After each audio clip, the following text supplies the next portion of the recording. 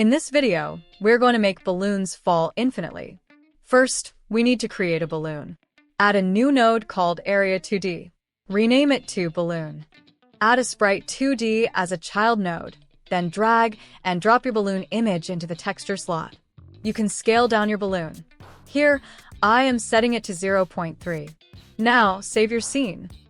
Now, we're going to apply movement to our balloon. To do that, create a script. We set a speed variable to 300. In the process function, we update the y-axis by adding speed times delta so that it moves down. We multiply by delta to ensure smooth movement regardless of frame rate drops.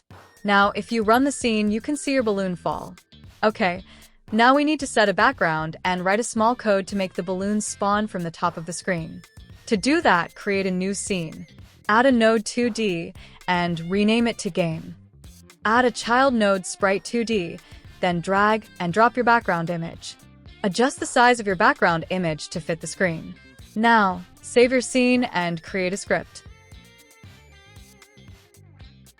We need to make a balloon appear after a certain amount of time.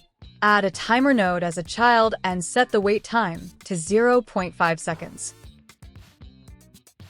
Then, check the auto start box.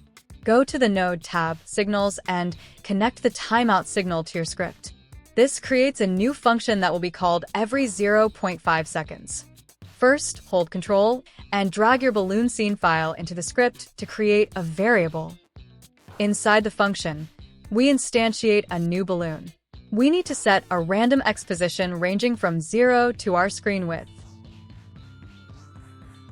Okay, now we update the position using the new x value. The y value is set to -100 so that the balloon starts falling from slightly above the screen. Finally, add this new balloon as a child node. Now, if you run the scene, you can see balloons falling infinitely.